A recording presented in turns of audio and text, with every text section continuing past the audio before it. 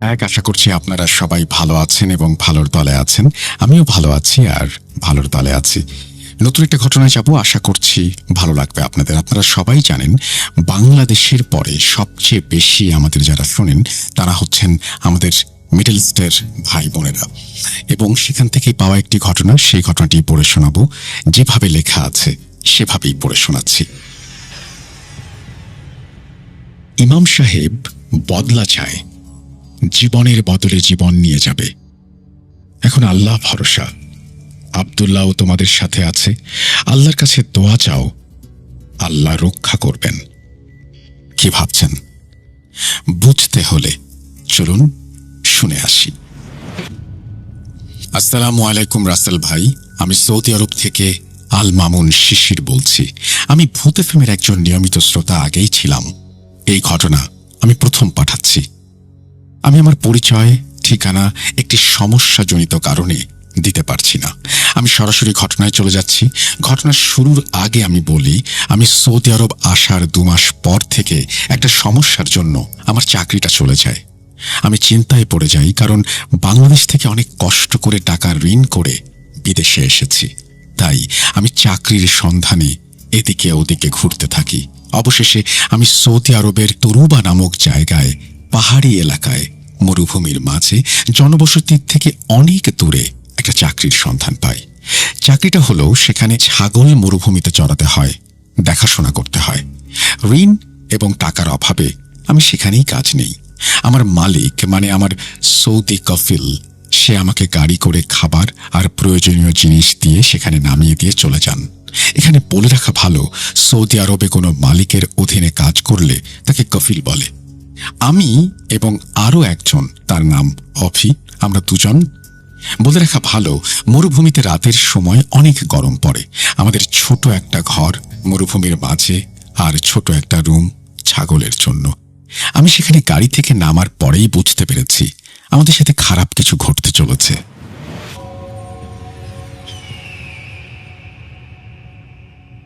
আমরা কোনো রকমে প্রথম রাতটা কাটাই। সকালে সব গুছিয়ে কাজ করি। দুজনেই নতুন, তবুও সব গুছিয়ে নেই। পাহাড়ি এলাকা দেখতে যতটা সুন্দর, ততটাই ভয়ঙ্কর। আকাশের চাঁদ আর সন্ধ্যার সূর্য ডুবে যাচ্ছে। মৃদু মৃদু আলো, সন্ধ্যা পেরিয়ে যাচ্ছে আর আলো কমে যাচ্ছে। মনে হচ্ছে পাহাড়ের অন্ধকার আমাদের ঘিরে ধরেছে। আমরা কাজ শেষ করে রাতের বেলায় ঘরে আসি। আমি হাত মুখ ধুয়ে রুমে আসতেই মনে হলো যেন আমাকে ছুঁয়ে কোনো এক ঠান্ডা হাওয়া বের হয়ে গেল। আমার গা শিউরে উঠল। তখনই আমার মনে একটু সন্দেহ হলো, মরুভূমির গরমে রুম গরম থাকার কথা, কিন্তু ঠান্ডা হাওয়া আসলো কোত্থেকে? আমি অত পাত্তা না দিয়ে রুমে চলে এলাম। খাওয়া দাওয়া শেষ করে ঘুমোতে যাই দুজনেই। আমার ঘুম আসছে না বলে বসে বসে ফোন দেখছি। অনেক রাত হয়ে গেছে, বাইরে অনেক বাতাস বইছে। হঠাৎ করেই ছাগলের ঘর থেকে অনেক আওয়াজ আসা শুরু করলো। আমি এই সময় একটু ভয় পেয়ে যাই, কারণ এত রাতে ছাগলের রুম থেকে শব্দ আসার কথা না। কিন্তু ভাবলাম হয়তো কোনো পশু হামলা করেছে ছাগলকে, তাই আমি তাড়াতাড়ি অভিকে ডাকি। শোন, ছাগলের ওখান থেকে অনেক শব্দ আসছে, চল দেখে আসি। অভিও শব্দ শুনে ভয় পেয়ে গেল। আমি উঠে একটা লাঠি আর টর্চ হাতে অভিকে নিয়ে বের হলাম। অনেক রাত, তার মধ্যে 5 থেকে 7 কিলোমিটার দূরত্বে কোনো জনবসতি নেই। ভয়ে ভয়ে আমি ছাগলের রুমের দরজাটা আলতো করে একটু খুলতেই দেখি কালো লম্বা একটা মানুষের মতো মেয়ে, নাকি জন্তু বোঝা যাচ্ছে না। ভয়ঙ্কর চোখগুলো একদম কালো বর্ণের। ছাগলের পিঠে কামড় দিয়ে আছে আর ছাগলটি ছটফট করছে। এই দৃশ্য দেখে আমিও অভি এতটা ভয় পাই যে আমি দরজাটা জোরে বাড়ি দিয়ে বন্ধ করে দেই আর দৌড়ে আমাদের রুমে এসে পড়ি। অভি এত ভয় পেয়ে গেছে যে হাত পা নাড়াতে পারছে না। আমিও ঘামছি, কিন্তু শব্দ আসছেই। আর সাহস পাচ্ছি না ওদিকে গিয়ে দেখতে ওইটা কি। ভয়ে আমরা আমাদের রুম লক করে বিছানায় লাঠি নিয়ে লাইট অন করে বসে আছি। কিছু সময় পর অভি ঘুমিয়ে পড়ে। আমি আমার মতো বসেছিলাম লাঠি নিয়ে। কিছুক্ষণ পর পর ছাগলের শব্দ হচ্ছে, কিন্তু দেখার সাহস পাচ্ছি না। সময় যত যাচ্ছে শব্দ বেড়েই যাচ্ছে। কোনো রকমে সকালের আলো ফোঁটার পর আমি আর অভি ছাগলের রুমে এসে দেখি একটি ছাগলের মৃতদেহ, যার মাথা নেই আর শরীরের কিছু অংশ কামড়ে ছিঁড়ে ফেলা হয়েছে, আর দুইটা ছাগলের শরীরে ক্ষত। আমরা ব্যাপারটা মালিককে জানাই না, কারণ নতুন কাজ, এর মধ্যে এমন একটা ঘটনা জানলে হয়তো চাকরি থাকবে না। যাই হোক, আমরা নামাজ পড়া শুরু করি। 5 ওয়াক্ত নামাজ পড়ে আল্লাহর কাছে সাহায্য চাইতে থাকি। দিন শেষে সন্ধ্যা নেমে যায়, অন্ধকার ঘনিয়ে আসে পাহাড়ে পাহাড়ে। আমি ছাগলগুলোকে রুমে দিয়ে ভালো করে চারিদিকে লক করি, যাতে কেউ ঢুকতে না পারে। 10-15 দিন কোনো সমস্যা হলো না। একদিন রাতে আমি বাথরুম যাওয়ার জন্য বাইরে আসি। আজ অনেক কষ্ট বলে খুব টায়ার্ড লাগছিল, চোখে অনেক ঘুম। আমাদের বাথরুমটা আমাদের ঘর থেকে একটু দূরে। আস্তে আস্তে চোখ মুছতে মুছতে যেই না বাথরুমের কাছাকাছি আসি, দেখি সেই কালো চুলযুক্ত বিভৎস মুখ, সেই আকৃতি। জিনিসটা আমার দিকে বড় বড় চোখে তাকিয়ে আছে। চোখগুলো অস্বাভাবিক। কালো বর্ণের একজন মানুষ, নাকি দেহ, হয়তো মানুষ নয়। আমি এই দেখে দৌড়ে রুমে এসে রুম লক করে কাঁথা জড়িয়ে শুয়ে পড়ি। অভিজ্ঞার কিছু বলি না, কারণ ও ভয় পাবে। আমি 5 ওয়াক্ত নামাজ পড়ে দোয়া কালাম পড়ে আল্লাহর কাছে সাহায্য চাই। এই ঘটনার পর আমরা আর রাতে বের হই না। হঠাৎ একদিন আমার কাজ শেষ করতে দেরি হয়। আমি মাগরিবের নামাজের জন্য ওযু করে খোলা একটা জায়গায় জায়নামাজ বিছিয়ে নামাজ পড়া শুরু করি। নামাজে যেই না সূরা ফাতিহা শেষ করলাম, পেছন থেকে অনেকগুলো কণ্ঠ একসাথে আমিন বলে উঠল। মনে হচ্ছে আমার সাথে আরো অনেকে নামাজ পড়ছে। ভয় আমার শরীর কাঁপছিল, আমি ঘামছি, হাত পা অবশ হয়ে যাচ্ছে। আমি তাও আল্লাহর নাম নিয়ে সাহস করে নামাজটা শেষ করে পেছনে তাকাতেই দেখি কেউ নেই। আমি ভয়ে আল্লাহ আল্লাহ করতে করতে রুমে ঢুকে তাড়াতাড়ি লক করে দেই। বাইরের ফাঁকা জায়গায় নামাজ পড়া বন্ধ করি। আরো 10-15 দিন কেটে যায়। একদিন রাতে আবার সেই শব্দ ছাগলের ঘর থেকে।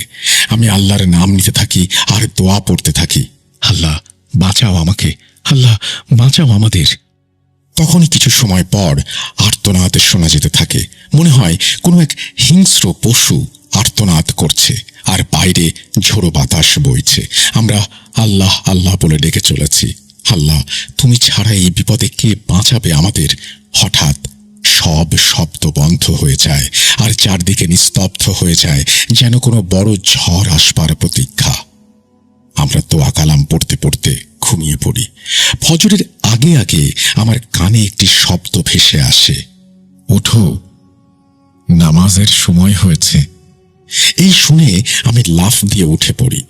চিন্তা করি, কে বলল এই কথা? কেউ নেই। তাহলে এটা কি আমার স্বপ্ন?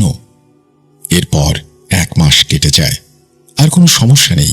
আমাদের মালিক এসে আমাদের খাবার আর প্রয়োজনীয় কিছু জিনিস দিয়ে চলে যায়। ঘটনা এখানেই শেষ নয়। হঠাৎ একদিন শুরু হয় ভয়ানক এক রাত। 12টা কি 1টা, দরজায় কেউ এসে ডাকছে আর বলছে, তোদের কাউকে ছাড়বো না। আমার সন্তানকে মারলি, আমি কাউকে ছাড়বো না। বাইরে ধস্তাধস্তির আওয়াজ হচ্ছে। কি মনে হচ্ছে বাইরে অনেক ঝড় এসেছে। কি করব দিশেহারা হয়ে আবারও আল্লাহকে ডাকতে থাকি।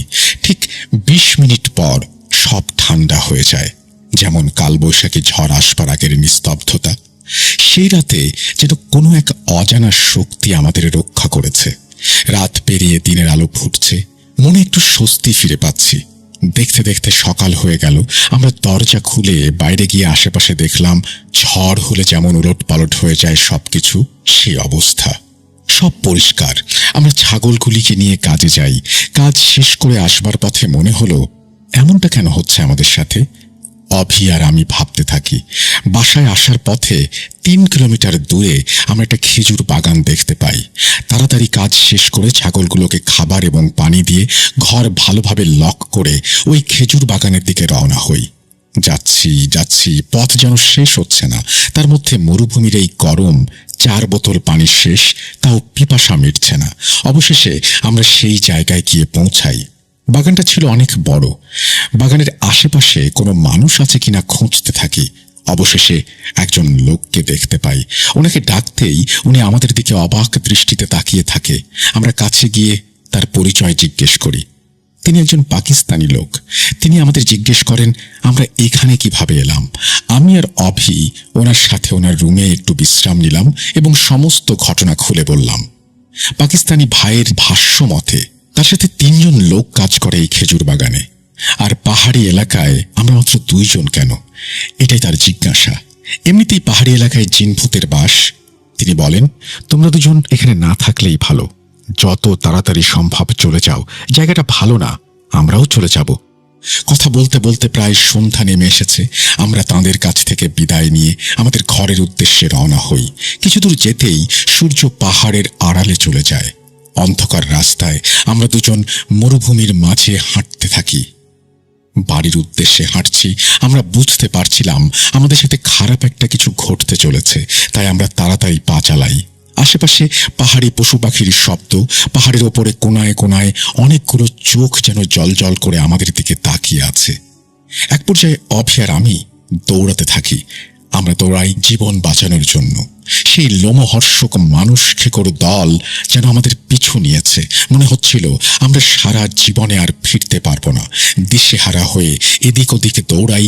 অবশেষে পাকা রাস্তার পাশে একটা ছোট্ট বিলবোর্ড দেখতে পাই। সেখানে আলো জ্বলছে। আমরা সেখানে গিয়ে বিশ্রাম নেই। বিলবোর্ডের পেছনে একটা সিঁড়ি ছিল। আমরা বিলবোর্ডের ওপরে উঠে যাই, সেখানে গিয়ে বসি। সারা রাত আমরা বসেই থাকি। রাস্তা দিয়ে 2 ঘন্টা 3 ঘন্টা পর পর একটা করে গাড়ি যাচ্ছে। আনুমানিক প্রায় সকাল 3টার দিকে একটি গাড়ি আমাদের দেখে থামে। আমাদের সেখান থেকে নামতে বলে, কি হয়েছে জানতে চায়।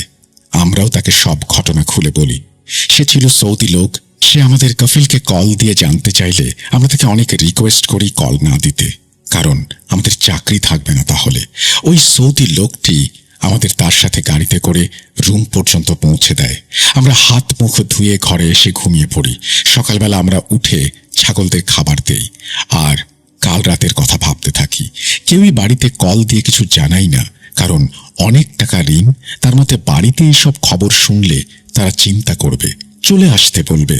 তাই কাউকে কিছু না জানিয়ে এর একটি সমাধান খুঁজতে থাকি। এর মধ্যেই মনে পড়ে আমার কাছে আমাদের এলাকার হুজুরের নাম্বার আছে। তার সাথে ভালো সম্পর্ক ছিল। তার নাম্বারটা নিয়ে আমি ইমোতে তাকে কল দেই। কয়েকটা রিং হবার পরেই তিনি কলটা ধরেন এবং আমি আর অভি সমস্ত ঘটনা তাকে খুলে বলি। তিনি আমাদের কথা শুনে 7 দিন সময় চান আর বলেন হাতে ময়দা আর পেরেক নিয়ে তার সাথে সাথে দোয়াগুলো পড়ে বাড়ির চারপাশে গোল করে রিং বানাতে এবং পেরেকগুলো পুঁতে দিতে। আমরাও তার কথা মতো কাজ করি। আর তিনি আমাদের শরীর বন্ধ করার দোয়াটাও শিখিয়ে দেন আর বলেন এই 7 দিন সন্ধ্যার আগে বাড়িতে ফিরতে হবে, নামাজ কালাম দোয়া দুরুদ পড়তে হবে। সন্ধ্যার পর ভুলেও বাড়ির বাইরে থাকা যাবে না। বাড়ি থেকে বের হলে শরীর বন্ধ করে বের হতে হবে। রাতে বাইরে যত আওয়াজই হোক না কেন বাইরে যাওয়া যাবে না। আমি আর অভি তার কথা মতো কাজ করি। 1 দিন 2 দিন এমন করতে 7 দিনের মাথায় হুজুর আমাদের কল দেন এবং বলেন, আমি যা বলবো মন দিয়ে শুনো। তোমরা একটি অতি প্রাচীন খারাপ জিনের কবজায় পড়েছ। ও তোমাদের ছাড়বে না। পাহাড়ি জিনেরা অনেক শক্তিশালী হয়। তোমরা এখনো কিভাবে সুরক্ষিত আছো জানো? একটা ভালো জিন তোমাদের রক্ষা করছে, এবং যে জিন তোমাদের ক্ষতি করত, ছাগলদের আক্রমণ করত, তাকে সে মেরে ফেলেছে। তাই সেই জিনের মা তোমাদের মারার জন্য চেষ্টা চালাচ্ছে। তোমাদের জন্য ওর বাচ্চাকে মরতে হয়েছে। যে পর্যন্ত না তোমাদের 2 জনের মধ্যে একজনকেও মারতে পারছে, সেই পর্যন্ত সে শান্ত হবে না। এখন উপায় একটাই, হয় তোমরা ওইখান থেকে বাংলাদেশে চলে আসো, না হয় সেই ভালো জিনকে ডেকে তার কাছে সাহায্য চাও। আমরা বাংলাদেশে যেতে পারবো না, সেটা সম্ভব নয়। তাহলে একটাই উপায়, জিনকে ডেকে সাহায্য চাইতে হবে। কিন্তু কিভাবে? আমার ওস্তাদের সাথে যোগাযোগ করে আমি তোমাদের জানাচ্ছি। 2 দিন পর আমরাও তার অপেক্ষায় থাকলাম। 2 দিন পর হুজুর ওস্তাদকে নিয়ে ভিডিও কলে আমাদের সাথে যোগাযোগ করেন। তিনি আমাদের একটা রিচুয়াল করার কথা বললেন। তিনিও থাকবেন ভিডিও কলে। কিন্তু সমস্যা একটাই, জিন কোনো মাধ্যম ছাড়া আসে না। এখন মাধ্যমটা কে হবে এবং কিভাবে এই রিচুয়াল করা যাবে, এটাই হচ্ছে ঘটনা। অভি সাহস না পাওয়ায় ও মাধ্যম হতে একেবারেই রাজি না। যেই কথা সেই কাজ। হুজুর আমাকে কিছু দোয়া কালাম লিখে পাঠান এবং 1 দিন সময় দেন সবগুলো দোয়া শিখে নেবার জন্য। আমিও যত সম্ভব শিখে নেই। হুজুরের কথা মতো আমি একটি জায়নামাজ বিছিয়ে দিলাম, 4টা মোমবাতি জায়নামাজের 4 কোণায় রাখলাম। অজু করে নিজের শরীর বন্ধ করে নিলাম। জায়নামাজের ওপরে কিছু আতর ছিটিয়ে দিতে বলেছিলেন ইমাম সাহেব। আমিও তার কথা মতো আতর ছিটিয়ে দিলাম এবং রুমের দরজাটা আলতোভাবে চাপিয়ে রাখতে বললেন। অভিকে ভালো মতো অজু করিয়ে পাক পবিত্র হয়ে জায়নামাজের মাঝখানটায় নামাজের অবস্থায় বসতে বললেন এবং কিছু দোয়া কালাম পড়তে বললেন ইমাম সাহেব। ভিডিও কলে ইমাম সাহেব আমাদের সাথে দোয়া কালাম পড়ছেন। আমিও যথাসম্ভব যথা নিয়মে দোয়া কালাম পড়ছি। কিছুক্ষণ পর সুন্দর একটি সালাম আমার কানে ভেসে আসলো। আমি এবং ইমাম সাহেব সালামের উত্তর দিলাম। ঘরে আসার অনুমতি চাইল কেউ। আমিও তাকে অনুমতি দিলাম। ঘরে সুন্দর একটা আতরের সুগন্ধে ভরে গেল। হঠাৎ করে অভি দোয়া কালাম বন্ধ করে মাথা নিচের দিকে নুইয়ে রাখল। ইমাম সাহেব সাথে সাথে প্রশ্ন করে যাচ্ছেন, আপনার নাম কি? আব্দুল্লাহ। আমরা আপনার কাছে কিছু জানতে চাই। কি সেটা? আমাদের কিছুদিন যাবৎ একটি জিন সম্প্রদায় খুব অত্যাচার করছে। আমরা এখন কি করব? বাঁচান আমাদের। মা জিন তার বাচ্চাদের বদলা নিতে এসেছে। আমার কাছে এত শক্তি নেই যে আমি তাকে আটকাবো। ঘর বন্ধের জন্য সে ভিতরে আসতে পারছে না। আমি তবুও চেষ্টা করে যাচ্ছি আপনাদের বাঁচাতে। তাহলে আর কি কোনো উপায় নেই? আছে। কি উপায়? তিনি একটি খাতা আর কলম চান। তাকে খাতা আর কলম এনে দিলে আরবিতে কিছু একটা লিখতে থাকেন আর বলেন, আল্লাহর ওপর ভরসা রাখলে সব হবে। আমি আছি আপনাদের সাথে। এই বলে উনি বিদায় নিয়ে চলে যান। অভি অজ্ঞান অবস্থায়। অভিকে চোখে মুখে পানি দেবার পর ওর জ্ঞান ফেরে। প্রায় 1 ঘন্টা পর ও স্বাভাবিক হয়। আমি লেখাটির ওপর ছবি তুলে ইমাম সাহেবদের পাঠাই। ইমাম সাহেব লেখাটি পড়ে বলেন, এখানে একটি রিচুয়াল লেখা আছে যার মাধ্যমে মা জিনকে ধোঁকা দেওয়া সম্ভব, এবং কিছু দোয়ার নিয়ম লেখা আছে যার মাধ্যমে জিন তোমাদের দেখতে পাবে না। রিচুয়ালটি হচ্ছে মা জিনকে আটকানো সম্ভব নয়, এজন্য তাকে ধোঁকা দিতে হবে। আমাদের ব্যবহার করা কাপড়ের টুকরা, মাথার চুল, শরীরের কিছু রক্ত মৃত কোনো ব্যক্তি বা পশুর ওপর ছিটিয়ে দিতে হবে। আমাদের মাথার চুল ব্যবহার করা কাপড়ের টুকরো মৃত বস্তুর শরীরে পেঁচিয়ে দিতে হবে। সেই মৃত বস্তুটি বাড়ি থেকে একটু দূরে রেখে আসতে হবে এবং আমাদের অজু গোসল করে শরীর বন্ধ করতে হবে। 2 রাকাত নফল নামাজ আদায় করতে হবে। কিছু দোয়া পাঠ করতে হবে। নামাজ এবং দোয়ার কারণে মা জিন আমাদের দেখতে পাবে না। এগুলো করার কারণ মা জিন সেই মৃত বস্তুটিকে আমাদের একজন মনে করে আক্রমণ করবে এবং এই কাজটি তাহাজ্জুদের সময় করতে হবে। কিন্তু বড় কথা হচ্ছে আমরা মৃত ব্যক্তি বা পশু কোথায় পাবো? তখনই অভির মনে পড়ে যায় যে 2টো ছাগল সেই জিনটি মেরে ফেলেছিল। সেগুলো আমরা মাটিতে পুঁতে রেখেছিলাম। হুজুরকে সেই কথাটি জানানোর পর হুজুর বলেন, ওইগুলোকে তুলে নিয়ম মতো সব কাজ করো। আমিও আমার কিছু লোক নিয়ে তোমাদের জন্য দোয়া করব। পরদিন নিয়ম মতো আল্লাহর নাম নিয়ে রাত 3টার দিকে সব কাজ শুরু করি। শেষ করতে করতে রাত 3:30 বা 3:33 বেজে যায়। আমরা নামাজ পড়ে দোয়া পড়তে থাকি। ইমাম সাহেব আমাদের সাথে দোয়া পড়তে থাকেন।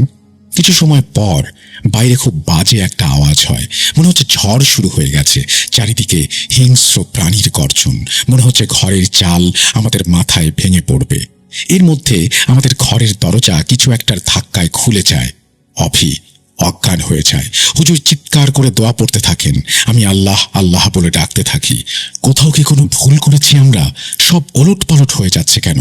আমি অভিকে জড়িয়ে ধরে কাঁদতে থাকি, আল্লাহ আল্লাহ বলে ডাকতে থাকি। ঘরের বাইরে ধস্তাধস্তির আওয়াজ। কিছুক্ষণ পর সব ঠান্ডা হয়ে যায়, যেন কিছুই হয়নি। আমার কানে একটি আওয়াজ আসে, আমি মরে যাচ্ছি। একজনের জীবন সে নিয়ে যাবেই। আল্লাহু আকবার। এই বলে চারদিকে সবকিছু ঠান্ডা হয়ে যায়। মা জিন আব্দুল্লাহর জীবন নিয়ে চলে যায়। আল্লাহর মখলুক আব্দুল্লাহ নিজের জীবন দিয়ে আমাদের বাঁচিয়ে চলে যায়। এরপর 1 দিন 2 দিন চলে যায়, কোনো সমস্যা হয় না। ঘটনা এখানেই শেষ নয়। এই ঘটনার ঠিক 10 দিন পর রাতের বেলায় আবারও ছাগলের রুম থেকে সেই আওয়াজ শোনা যায়। বুকের ভেতর যেন ভয় কাঁটা দিয়ে ওঠে। কিভাবে সম্ভব? ও কি তাহলে আবারও ফিরে এলো। আমরা ভয় ভরা চোখ নিয়ে একটু একটু করে ছাগলের রুমের দিকে এগোতে থাকি। রুম খুলতেই দেখতে পাই মেয়েদের মতো বড় বড় চুলের একটা প্রাণী বসে আছে। সে রক্ত খাচ্ছে। বস্তুটি ছাগলের শরীর পেঁচিয়ে ধরে রক্ত খাচ্ছে। এই দেখে আমরা দৌড়ে রুমে চলে আসি। এরপর আমরা দেরি করিনি, আমাদের কফিলকে কল দেই, তাকে আসতে বলি, সব ঘটনা খুলে বলি। ওই দিন কোনো রকমে রাতটা কাটিয়ে সকালে আমরা কফিলের কাছে চাকরি করব না বলে জানাই। কফিল সমস্ত ঘটনা শুনে ভুয়া মনে করেন, কিন্তু প্রমাণ হিসেবে আমরা সেই মৃত ছাগলটিকে দেখাই। এরপর তার গাড়িতে করে তায়েফ শহরে চলে আসি একজন পরিচিত লোকের কাছে। এরপর 10-12 দিন কেটে যায় সেখানেই, কিন্তু আর কোনো সমস্যা হয় না। ইমাম সাহেবকে সমস্ত ঘটনা খুলে বলার পর তিনি বলেন, আমাকে 1 মাস সময় দাও। ঠিক 28 দিনের মাথায় ইমাম সাহেব আমাকে কল দেন এবং বিস্ময়কর একটা কথা বলেন। তোমাদের সাথে যেটা হয়েছে সেটা কেউ একজন জেনে শুনে করিয়েছে, কারণ আমি জানতে পেরেছি যে জিনকে আহ্বান করা হয়েছে, জেনে শুনে তাকে ওইখানে আনা হয়েছে, এবং এগুলো কে করেছে সেটাও জানতে পেরেছি। তোমরা একদিন যেই পাকিস্তানি লোকের সাথে খেজুর বাগানে কথা বললে, তারাই এই কাজটি করেছে, কারণ তোমাদের ওইখানে 3টা মিঠা পানির কুয়া আছে এবং তারা চেয়েছিল ওইখান থেকে পানি উঠিয়ে বিক্রি করবে, কিন্তু তোমরা ওইখানে আসায় ওদের ওই জায়গাটি আর দখলে নেওয়া সম্ভব হয়নি। তোমরা চলে আসা এখন জায়গাটি দখলে নিয়ে ওইখানে পানির ব্যবসা শুরু করেছে বলে ইমাম সাহেব ফোন রেখে দেন। মানুষ কতটা লোভী হলে এই কাজটা করতে পারে, সে বাংলাদেশেরই হোক বা অন্য দেশের। লোভ সমস্ত মানুষকে পাপের পথে ঠেলে দেয়। আমি আর এই বিষয় নিয়ে কাউকে জানাইনি। আমার সাথে সেই ছেলেটি অভি 1 মাস পরেই বাংলাদেশে চলে গেছে। তার কোনো খোঁজ খবর আমার কাছে নেই। আল্লাহ সবাইকে সঠিক পথে চলার তৌফিক দান করুন। এই সব খারাপ কাজ, লোভ, লালসা থেকে বিরত রাখুন। আমি এখন একটি তেলের পাম্পে কর্মরত আছি। লেখায় কোনো ভুল ত্রুটি হলে ক্ষমা সুন্দর দৃষ্টিতে দেখবেন। এই বলেই তিনি তার ঘটনা শেষ করেছেন। এখানে তিনি তার ফোন নাম্বার সবকিছুই দিয়েছেন, কিন্তু আমি সেটা পড়তে পারছি না, কারণ তিনি কোনো একটা কারণে নাম প্রকাশ করতে চান না। ঘটনাটি পড়তে পড়তে আমার একটা পর্যায়ে মনে হয়েছিল, তাহলে কি অভি মারা গিয়েছে? মানে তিনি যেভাবে লিখেছেন তাতে কিন্তু অনেকেরই হয়তো এটা মনে হতে পারে। আমি বলছি যে অভি কিন্তু আসলে মারা যায়নি। ওই যে বলেছিল যে অভির জীবনের বিনিময়ে আমাদের বাঁচিয়ে গেল, সেটা কিন্তু অভির নিজের দেহ না, বরং তারা জিনকে ধোঁকা দেওয়ার জন্য যে দেহটি প্রস্তুত করেছিল সেটির কথাই উনি এখানে উল্লেখ করেছেন। অনেক অনেক ধন্যবাদ আপনাকে এই ঘটনাটি পাঠানোর জন্য। আশা করছি ভবিষ্যতেও আপনি ঘটনা পাঠাবেন। আসলে আমরা পৃথিবীর বিভিন্ন দেশ সম্পর্কে জানতে চাই, সেখানকার ঘটনাগুলো তুলে নিয়ে আসতে চাই। এই যে আপনি কষ্ট করে আমাদের লিখে পাঠালেন, এই জন্য আপনাকে অসংখ্য ধন্যবাদ। আমি বুঝতেই পারছি যে আপনার জীবনটা কিন্তু সহজ নয়। আপনি সারাদিন কাজ করছেন, রাতে ক্লান্ত হয়ে ঘরে ফিরছেন, ঘুমিয়ে পড়তে চাইছেন, কিন্তু বিনিদ্র রাত কাটাচ্ছেন। আবার দেশে ফিরে যাবেন সেই চিন্তা করতে পারছেন না, কারণ আপনি অনেক ঋণ করে মিডল ইস্টে এসেছেন।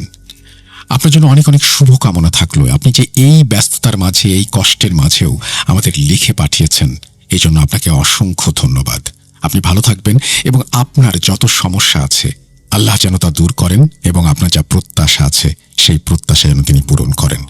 আমি যারা ভূত.com শুনছেন, আমি আসলে ইমেলটা পড়তে পড়তে আমার এত খারাপ লাগছিল এই ব্যাপারগুলো জেনে এবং বুঝে। এরকম একটা বিরূপ প্রকৃতিতে থাকতেই হবে, কাজ করতেই হবে, এরকম একটা পরিস্থিতির সম্মুখীন হয়েছেন আমাদের ঘটনা পাঠিয়েছেন যিনি, তিনি। আমি আপনাদেরকে অনুরোধ করব, সবাই অনুগ্রহ করে তার জন্য দোয়া করবেন। আমরা চলে যাব আমাদের পরবর্তী ঘটনায়।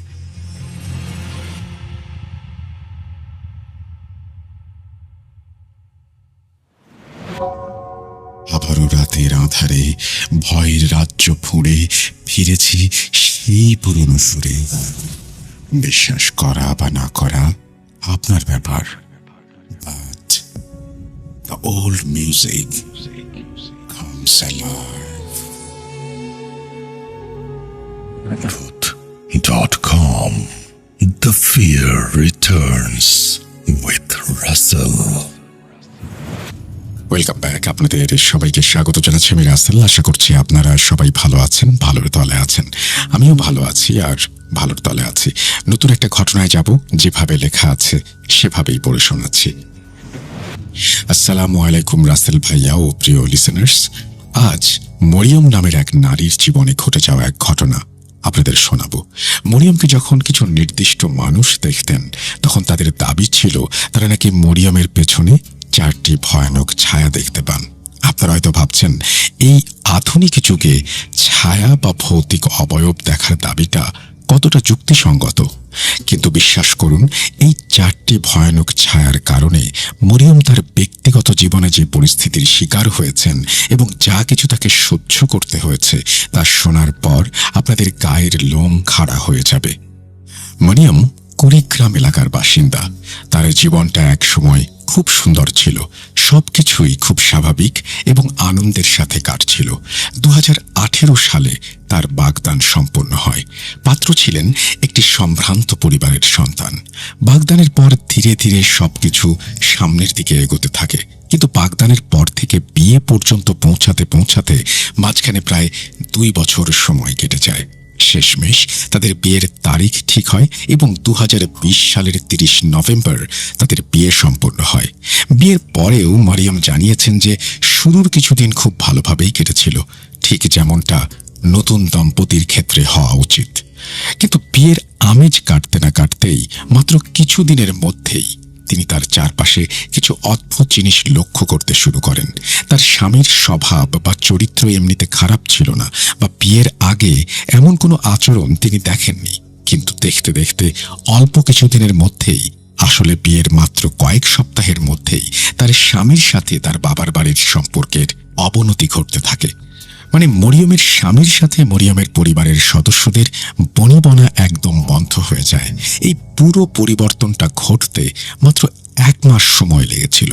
তার জন্য এই বিষয়গুলো মেনে নেয়া বা মানিয়ে নেয়া কিছুটা কঠিন ছিল, কিন্তু তার মনে হয়েছিল হয়তো পারিবারিক জীবনে এমনটা হয়েই থাকে, বা নতুন সম্পর্কের শুরুতে একটু আধটু মানিয়ে নেওয়ার ব্যাপার থাকে। এই ভেবে পরিবারের সবাই এই বিষয়গুলো একরকম মেনেই নিয়েছিলেন।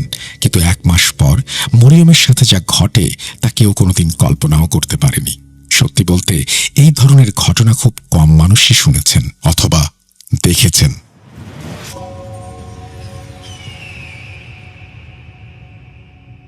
বিয়ের মাত্র 1 মাস পরেই হঠাৎ করে মরিয়মের পায়ে একটা অদ্ভুত ইনফেকশন দেখা দেয়। আপনারা হয়তো ভাবছেন, পায়ে ইনফেকশন হওয়া তো খুব সাধারণ ব্যাপার, কিন্তু এই ইনফেকশনটা ছিল সম্পূর্ণ ভিন্ন ধরনের। তিনি অনেক ডাক্তার দেখালেন, অনেক নামকরা ডার্মাটোলজিস্ট বা চর্মরোগ বিশেষজ্ঞকে দেখালেন, কিন্তু কোনো ওষুধেই কাজ হচ্ছিল না। কোনোভাবেই কোনো উন্নতি দেখা যাচ্ছিল না। তার পায়ে যে ইনফেকশন হয়েছিল সেটা দেখতে খুব অদ্ভুত আর ভয়ঙ্কর লাগতো। কোনো মানুষ এর আগে এমন দৃশ্য বা এমন কোনো ক্ষত দেখেনি। কিন্তু পরিস্থিতি যে এখান থেকে আরো খারাপের দিকে যাবে তা তখনও কেউ বুঝতে পারেনি। মরিয়মকে চিকিৎসার জন্য সব জায়গায় নিয়ে যাওয়া হয়। ডাক্তারের ফিস, রাশি রাশি ওষুধের খরচ, একের পর এক অ্যাপয়েন্টমেন্টের খরচ, এই করতে করতে তাদের অনেক টাকা বেরিয়ে যাচ্ছিল, কিন্তু কোনোভাবেই তার সঠিক চিকিৎসা বা রোগ নির্ণয় করা সম্ভব হচ্ছিল না। আমাদের সমাজে আমরা অনেকেই আছি যাদের জীবনে যদি ছোটখাটো কোনো সমস্যাও হয়, তবে তারা ডাক্তার বা বিজ্ঞানের আগে ওঝা, বৈদ্য বা তান্ত্রিকদের কাছে যাওয়াটা বেশি পছন্দ করেন। কিন্তু মরিয়ম ছিলেন আধুনিক মানসিকতার মানুষ। তিনি বিজ্ঞানকে প্রাধান্য দিয়েছিলেন। তিনি প্রথমে ডাক্তারদের কাছে গিয়েছিলেন, সম্ভাব্য সব ধরনের পরীক্ষা নিরীক্ষাই তিনি করিয়েছিলেন। যা যা করা সম্ভব সবই হলো যাতে পা ঠিক হয়ে যায়, কিন্তু তার পা ঠিক হওয়ার কোনো লক্ষণ দেখা যাচ্ছে না। দেখতে দেখতে আরো কিছুটা সময় কেটে যায়। তখন পরিস্থিতি অত্যন্ত ভয়ানক হয়ে ওঠে। এই সময়ের মধ্যে হঠাৎ করে তার পায়ের ইনফেকশন বা সংক্রমণ, সেখানে একটা বিশাল বড় দগদগে ঘা হয়ে যায়। আর আপনারা শুনলে অবাক হয়ে যাবেন, ধীরে ধীরে সেই দগদগে ঘায়ের ভেতর থেকে পোকা বের হতে শুরু করে। মরিয়মের সাথে ঠিক এই জঘন্য এবং অবিশ্বাস্য ঘটনাই ঘটেছিল। এটা তার ছেলেবেলার কোনো ক্ষত ছিল না, বা ছোটবেলায় কোনো দুর্ঘটনার রেশও ছিল না, যার কারণে এখন শরীর থেকে বিচ্ছিরি সব পোকা বের হবে। তাহলে প্রশ্ন হলো, শেষ পর্যন্ত কেন তার সাথে এসব হচ্ছিল? তখন ডাক্তারদের কাছে এই সমস্যার কোনো সমাধান পাওয়া গেল না, এবং কোনোভাবে তাদের মাথায় এই চিন্তা আসে না যে হয়তো তাদের কোনো আধ্যাত্মিক বা স্পিরিচুয়াল রাস্তায় হাঁটা উচিত, হয়তোবা বাবা বা তান্ত্রিকের পরামর্শ নেওয়া উচিত। মরিয়মের মা আধ্যাত্মিকভাবে খুবই শক্তিশালী একজন নারী। মানে তিনি নিয়মিত নামাজ কালাম পড়তেন এবং কিছু হালকা পাতলা বিষয় জানতেন, যার মাধ্যমে তিনি নিজেকে বা নিজের পরিবারকে কোনো জিন বা তান্ত্রিকের ক্রিয়া থেকে রক্ষা করতে পারেন, অথবা অন্তত তার ঘরকে সুরক্ষিত রাখতে পারেন। এসব বিষয়ে তার মায়ের বেশ ভালোই জ্ঞান ছিল। এই পরিস্থিতিতে মরিয়ম বুঝতে পেরেছিলেন যে এই বিষয়গুলো আর নিজের মধ্যে চেপে রাখা ঠিক হবে না। তিনি আর দেরি না করে সাথে সাথে তার মাকে ফোন করেন এবং সবকিছু খুলে বলেন। তিনি মাকে জানান বিয়ের পর মাত্র 1 মাস হয়েছে, কিন্তু এখন তার সাথে একের পর এক অদ্ভুত ঘটনা ঘটেই চলেছে এবং তার শারীরিক অবস্থা দিন দিন খারাপের থেকে আরো খারাপের দিকে যাচ্ছে। যেমনি তার মা এই কথাগুলো জানতে পারেন, তিনি সাথে সাথেই বুঝতে পারেন এর মধ্যে হয়তো অন্য কোনো সমস্যা থাকতে পারে, হয়তো এর পেছনে কোনো অতি প্রাকৃত বা নেতিবাচক শক্তির হাত আছে। এই চিন্তাধারা থেকেই তিনি মরিয়মকে তাদের এক আত্মীয়ের কথা বলেন। সেই আত্মীয় সম্পর্কে মরিয়মের বাবার পরিবারেরই সদস্য ছিলেন। তিনি মরিয়মের চাচা ছিলেন। সেই ভদ্রলোকও আধ্যাত্মিকভাবে অত্যন্ত শক্তিশালী ছিলেন। এছাড়া তিনি তান্ত্রিক ক্রিয়াকলাপ ও মন্ত্রতন্ত্র সম্পর্কেও বেশ ভালো জানতেন। মানে কোনো মানুষের ওপর যদি কোনো খারাপ কিছুর নজর থাকে তবে তার চিকিৎসা করার ক্ষমতা ছিল। আর দেরি না করে মরিয়ম তার মায়ের কাছ থেকে সেই চাচার ফোন নাম্বার নেন এবং কিছুক্ষণ পরেই তার সাথে ফোনে কথা বলেন। তিনি তার চাচাকে নিজের বর্তমান পরিস্থিতির বিবরণ দেন। তিনি সব খুলে বলেন তার সাথে কি সব অদ্ভুত ঘটনা ঘটছে এবং কেউ বুঝতে পারছে না আসলে সমস্যাটা কোথায়। মরিয়ম চাচাকে জানান যে তার নিজেরও মনে হচ্ছে হয়তো কোনো তান্ত্রিক ক্রিয়া বা কোনো জিন তার উপরে ভর করেছে। মরিয়মের চাচা যখন সব কথা শোনেন তিনি তৎক্ষণাৎ বুঝতে পারেন আসলে মরিয়মের সাথে কি ঘটেছে। তিনি মরিয়মকে একটা শব্দ বলেন, বান মারা। তাকে নাকি বিশেষ বান মারা হয়েছে এবং এই বিশেষ বান মারাকে অগ্নিবাণ বলা হয়ে থাকে। তন্ত্রশাস্ত্রে এমনটা বিশ্বাস করা হয় যে যখন তান্ত্রিক ক্রিয়ার মাধ্যমে কোনো মানুষের উপর এই ধরনের বাণ মারা হয় তখন ধীরে ধীরে সেই নেতিবাচক শক্তি আক্রান্ত ব্যক্তির হাড়ের ওপর প্রভাব ফেলতে শুরু করে। ধীরে ধীরে সেই মানুষটির শরীরে প্রচণ্ড দুর্বলতা আসতে শুরু করে এবং শরীরের কিছু অংশ পঙ্গু হয়ে যায় বা বাজেভাবে ক্ষতিগ্রস্ত হয়। আর সবচেয়ে বড় এবং ভয়ানক যে বিষয়টি এই তান্ত্রিক ক্রিয়ার সাথে জড়িত তা হলো মরিয়মের শরীর থেকে, মানে তার পা থেকে ধীরে ধীরে পোকা বের হতে শুরু করেছিল। এমনটা মনে হয় এই প্রক্রিয়ায় শরীরে প্রায় 11 থেকে 15টি এমন ঘা হবে যেখান থেকে পোকা বের হতে পারে। এই সময়ের মধ্যে যদি কোনো সমাধান বের করা যায় তবে ভালো, আর যদি ততদিনে কোনো সমাধান না করা যায় তবে এরপর সেই আক্রান্ত অঙ্গটি কেটে ফেলতে হবে, অথবা সেই মানুষটির মৃত্যু পর্যন্ত হতে পারে। এখন মরিয়মও হয়তো ঠিক সেই পরিস্থিতির শেষ সীমানায় দাঁড়িয়েছিলেন। অনেকগুলো পোকাই ইতোমধ্যে তার পা থেকে বেরিয়ে এসেছিল। কোথাও না কোথাও প্রতিটি বিষয় তার চাচার বলা কথার সাথে মিলে যাচ্ছিল। এই পরিস্থিতিতে ফোনেই তার চাচা তাকে কিছু আমল দেন। তিনি তাকে বিশেষ কিছু কাজ করতে বলেন। মরিয়ম তার চাচার পরামর্শ মতো সেই নিয়মগুলো খুব নিষ্ঠার সাথে পালন করতে শুরু করেন। দেখতে দেখতে অল্প কিছুদিনের মধ্যেই তিনি কিছুটা পরিবর্তন বুঝতে পারেন।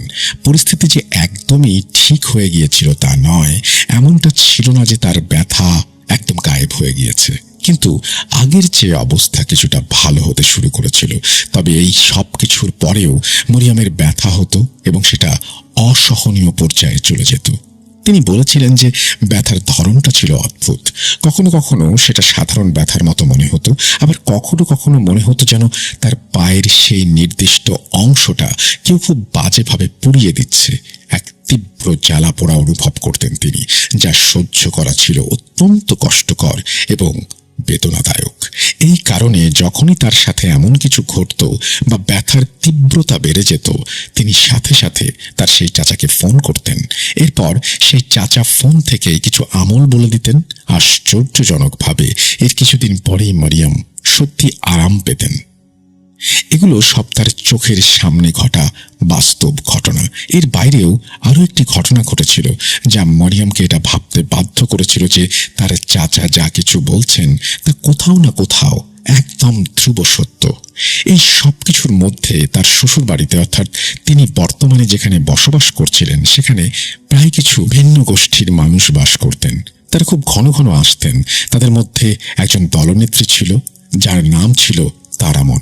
এই তারামনের সাথে মরিয়মের কথাবার্তা হতো এবং তারামন মরিয়মকে খুব পছন্দও করতেন। একদিন কথায় কথায় মরিয়ম তারামনকে তার পায়ের সমস্যার কথা জানান এবং তার সেই ক্ষতবিক্ষত পা দেখান। তারামন সেই ক্ষত দেখেন, তখন তিনি ঠিক এই কথাই বলেন যা মরিয়মের চাচা বলেছিলেন। পা দেখে তারামন বলেন, যেহেতু বাড়ির বউ খুব ভালো এবং দেখতে খুব সুন্দরী, তাই হিংসা অথবা ঈর্ষা থেকে কেউ তার উপরে বান মেরেছে। আমি আমার তরফ থেকে কিছু করার চেষ্টা করছি। হতে পারে কোনো খারাপ নজরের কারণে এমনটা হয়েছে। আমি চেষ্টা করব যাতে তুমি সুস্থ হয়ে ওঠো, কিন্তু আমি কোনো নিশ্চয়তা দিচ্ছি না। আমি আমার সাধ্যমতো যা করার করব, এরপর তুমি একটা ভালো ঢুকাইয়া করিয়ে নিও। মরিয়ম এই কথাগুলো তার শাশুড়িকে জানিয়েছিলেন, কিন্তু তার শাশুড়ি এই ধরনের জিনিস একদমই বিশ্বাস করতেন না।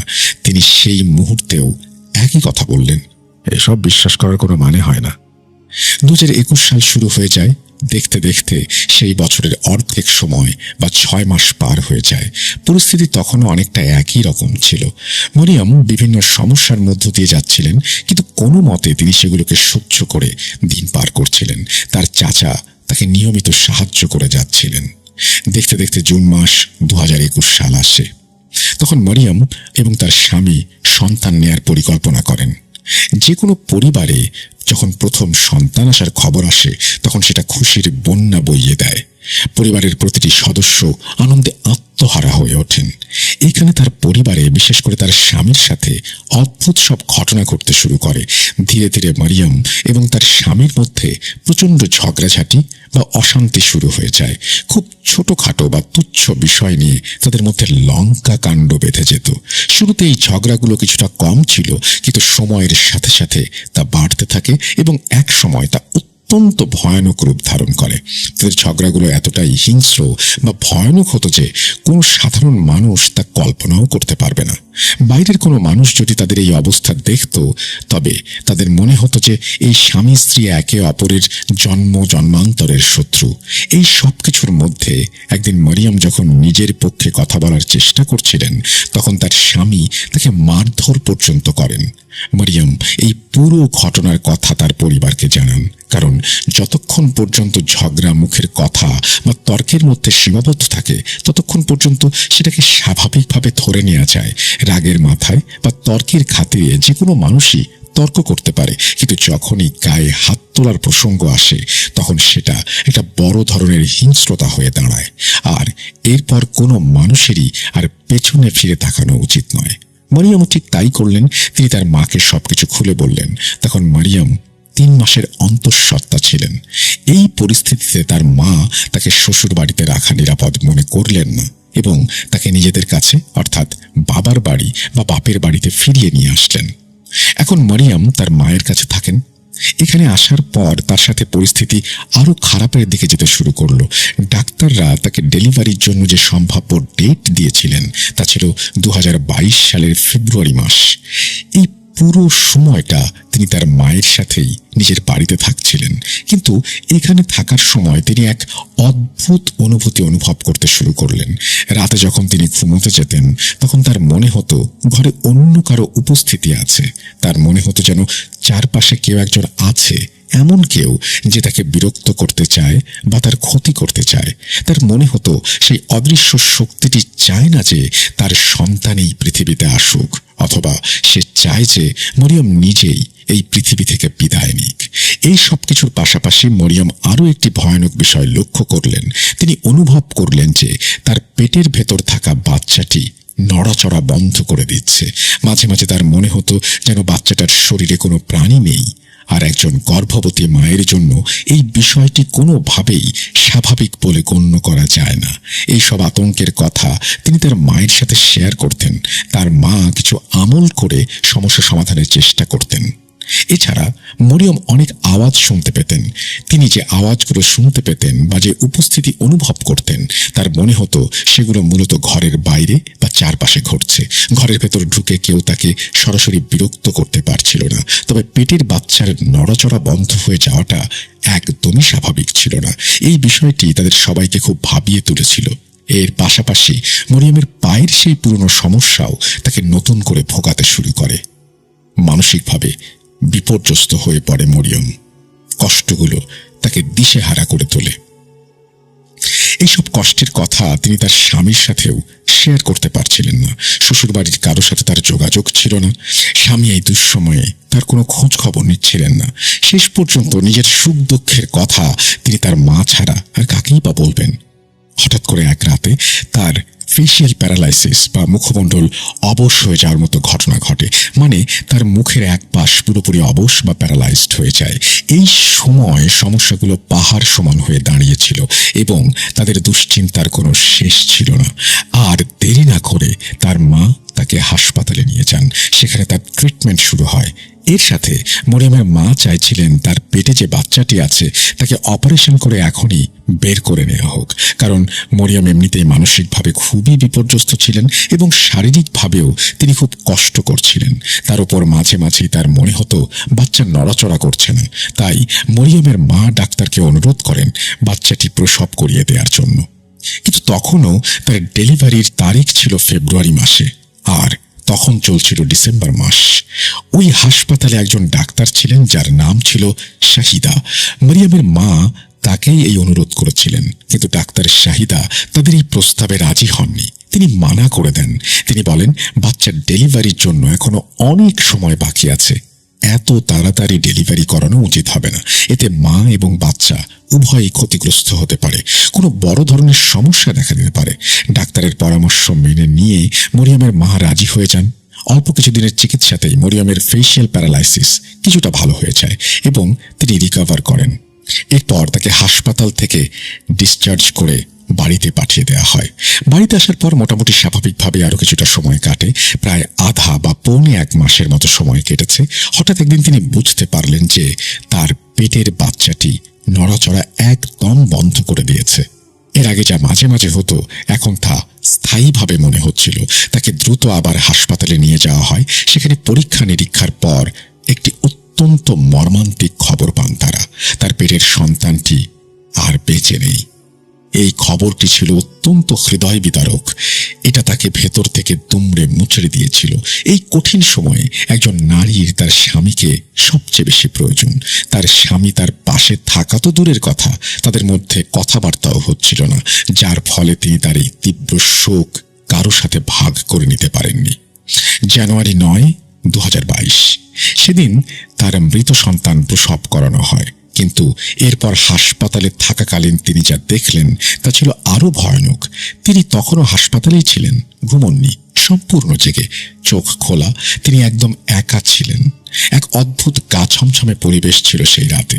হঠাৎ তিনি লক্ষ্য করলেন কালো চাদর পরা 4 জন মহিলা তার কাছে আসলেন। সেই মহিলারা দেখতে অত্যন্ত অদ্ভুত। তারা মরিয়মের কাছে এসে তার বাচ্চাটিকে চাইছিল। তিনি তাদের স্পষ্ট করে কিছু বলার চেষ্টা করছিলেন। সেই মহিলারা তার দিকে অদ্ভুতভাবে তাকিয়েছিল। হঠাৎ করেই তারা আবার চলে যেতে শুরু করে। কিন্তু ঠিক সেই মুহূর্তে ওই 4 জনের মধ্যে একজন মহিলা হঠাৎ করে চোখের পলকে একটি বেড়ালে রূপান্তরিত হয়। মরিয়ম তার নিজের চোখের সামনে অবিশ্বাস্য দৃশ্যটি দেখেছিল। তিনি বুঝতে পারছিলেন না তিনি আসলে সজ্ঞানে আছেন নাকি নেই। এই সব কিছুর পর মরিয়মকে হাসপাতাল থেকে বাড়িতে পাঠিয়ে দেওয়া হয়। কিন্তু বাড়িতে ফেরার পরেও এই বিষয়গুলো তার পিছু ছাড়ছিল না। এই মহিলাদের দেখতে পাওয়া, তাদের উপস্থিতি অনুভব করা, এসব খুব ঘন ঘন হতে থাকে। এই সব ঘটনার প্রেক্ষিতে যখন মরিয়মের মা তাদের প্রতিবেশীদের সাথে এই বিষয়গুলো শেয়ার করেন, তখন প্রতিবেশীদের মধ্যে কয়েকজন ছিলেন যারা কয়েকজন হুজুর এবং তান্ত্রিককে চিনতেন। তাদের সাথে যোগাযোগ করা হয়। মরিয়মের ব্যবহারের কিছু জিনিস, কাপড় তাদের দিয়ে দেওয়া হয়। যখন তাদের সাথে কথা হয় তখন সেখান থেকে যে ব্যাপারটি বেরিয়ে আসে তা শোনার জন্য কেউ প্রস্তুত ছিল না। তারা জানান মরিয়মকে মেরে ফেলার জন্যই এই বান মারা হয়েছে। তার যে বাচ্চাটি ছিল তাকে এই পৃথিবীতে আসার আগেই মেরে ফেলার জন্য বান মারা হয়েছিল। তন্ত্রশাস্ত্রে এটাকে বলে গর্ভাঘাত। মরিয়মের সাথে এটাই হয়েছিল, আর এই কারণে তার বাচ্চা পৃথিবীতে আসতে পারেনি। কিন্তু এখানেই সবকিছুর শেষ হয়নি। মরিয়মের নিজের ওপরও এই মারণবাণ প্রয়োগ করা হয়েছিল। এই কারণেই তিনি এত শারীরিকভাবে অসুস্থ হয়ে পড়েছিলেন। এর বাইরেও মরিয়ম আরও একটি তথ্য দিয়েছিলেন। যখন তিনি হাসপাতালে ভর্তি ছিলেন তখন তার মা তার সাথে শেয়ার করেছিলেন হাসপাতালে কিছু মানুষ কথা বলা বলি করত। সবাই নয়, কিন্তু কিছু মানুষ বলতো যে ওই মেয়েটার পেছনে সবসময় 4 জন মহিলা দাঁড়িয়ে থাকে, খুব অদ্ভুত ভঙ্গিতে, খুব ভয়ানক লাগে। মরিয়ম এই কথাগুলো বিশ্বাস করতে পেরেছিলেন কারণ তিনি নিজেও খোলা চোখে একই দৃশ্য দেখেছিলেন।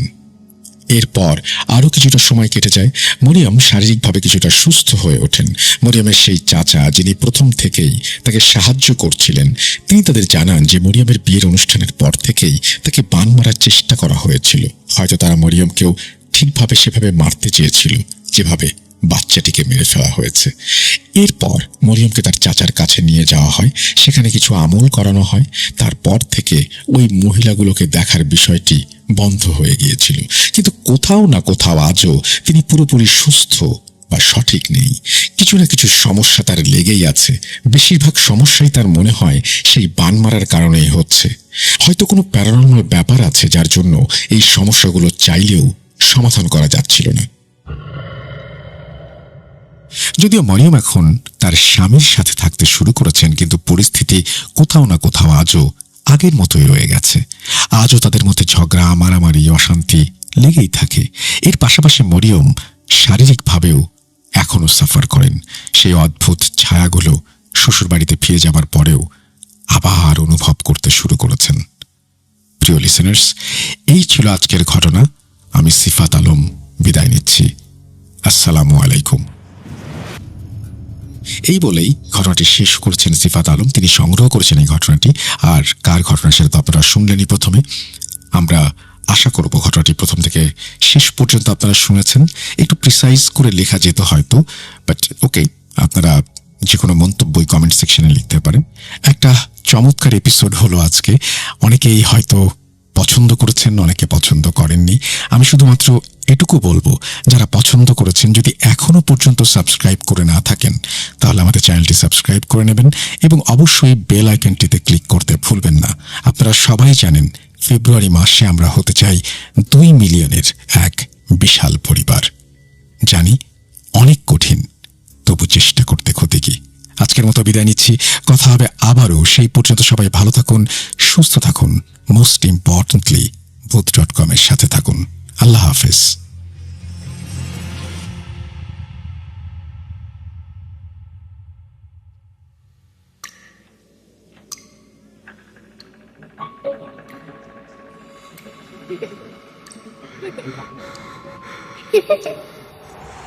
লুকোচুরি খেলবে? লুকোচুরি? তুমি লুকাও, আমি ঠিকই তোমাকে খুঁজে পাবো।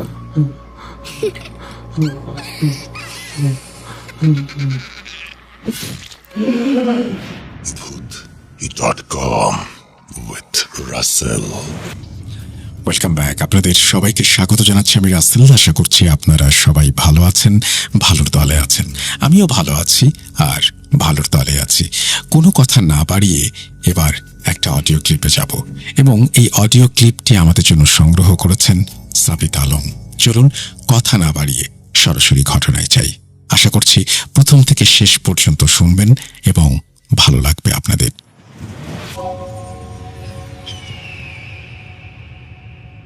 আসসালামু আলাইকুম রাসেল ভাই এবং প্রিয় শ্রোতা বন্ধুরা, আশা করি আপনারা সকলেই ভালো আছেন। আমি মোহাম্মদ সাবিত আলম বলছি ময়মনসিংহ বিভাগ থেকে। আজকে আমি যে ঘটনাটি আপনাদেরকে বলবো, সেই ঘটনাটি আমাকে বলেছেন তাহের ভাই নামের একজন ভদ্রলোক। ওনার জীবনে কি ঘটেছিল, কিভাবে কি হয়েছিল, বা উনি এখন কেমন পর্যায়ে আছেন, সেই জিনিসগুলি নিয়ে এই ঘটনাটা। আমি কথা বাড়াবো না, সরাসরি চলে যাব তাহের ভাইয়ের ঘটনায়। তাহের ভাই আমাকে যেভাবে বলেছেন আমি সেভাবে নিজের ভাষায় বলার চেষ্টা করছি। তাহের ভাইয়ের গ্রামটা একদম ভারতের বর্ডার ঘেঁষা ছিল। তখনকার মানুষগুলোর জীবন খুব সাদামাটা। দিনের আলোতে কৃষিকাজ, পাহাড় থেকে কাঠ সংগ্রহ, এসব করেই তাদের দিন কাটে। কিন্তু সন্ধ্যা নামের সাথে সাথেই সম্পূর্ণ গ্রামটা যেন মৃত্যুপুরীতে পরিণত হয়। ইলেকট্রিসিটি থাকলেও লোডশেডিং এর যন্ত্রণায় গ্রামটা প্রায় অন্ধকারে ডুবে থাকে। সেই ঘুটঘুটে অন্ধকারে ঝিঝিপোকার ডাক আর দূরের পাহাড় থেকে ভেসে আসা নাম না জানা পাখির আওয়াজ ছাড়া কিছুই শোনা যায় না। তাহের ভাইয়েরা ছিলেন 5 ভাই বোন।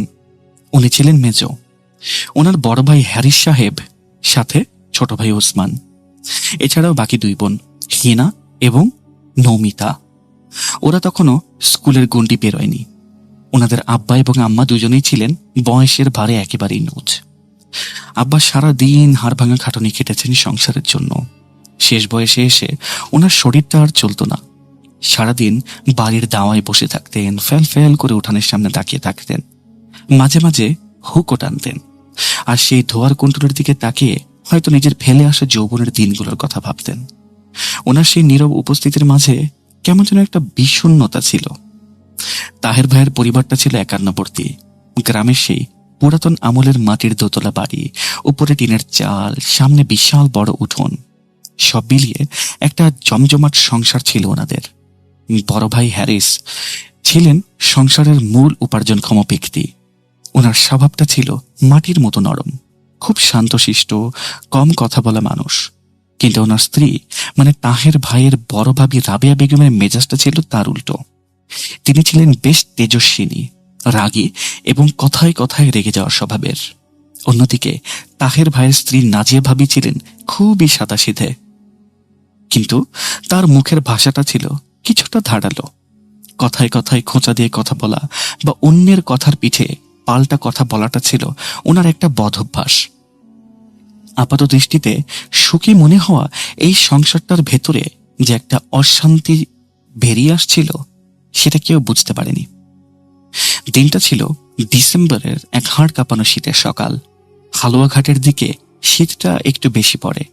কুয়াশার চারদিকে এমন ভাবে ঢেকেছিল যে 10 হাত দূরের জিনিসও দেখা যাচ্ছিল না। নাজিয়া ভাবি রান্নাঘরে ব্যস্ত ছিলেন। মাটির চুলায় লাকড়ি ঠেলে উনি সকালের নাস্তা বানাচ্ছিলেন। এক হাতে বটি দিয়ে সবজি কাটছিলেন, অন্য হাতে কড়াইয়ে পরোটা উল্টে দিচ্ছিলেন। রান্নাঘরটা ধোঁয়ায় আচ্ছন্ন হয়ে গিয়েছিল। আগরবাতির সুগন্ধ, তেলের ঝাঁঝালো গন্ধ মিলেমিশে একাকার। ঠিক এমন সময়ে রাবেয়া ভাবি রান্নাঘরে ঢুকলেন। ওনার চেহারায় ছিল বিরক্তির ছাপ। উনি ঝাঁঝালো গলায় নাজিয়া ভাবিকে বললেন, কাজের হাতটা কি চালানো যায় না একটু? বাচ্চাদের কি স্কুলে পাঠাতে হবে না? এত দেরি করলে কি চলবে? আমার বাচ্চারা কি না খেয়ে স্কুলে যাবে তোমার জন্য? নাজিয়া ভাবি তখন গরমে এবং ধোঁয়ায় ঘেমে নিয়ে একাকার। ওনার নিজের মেজাজটাও খুব বেশি একটা সুবিধের ছিল না।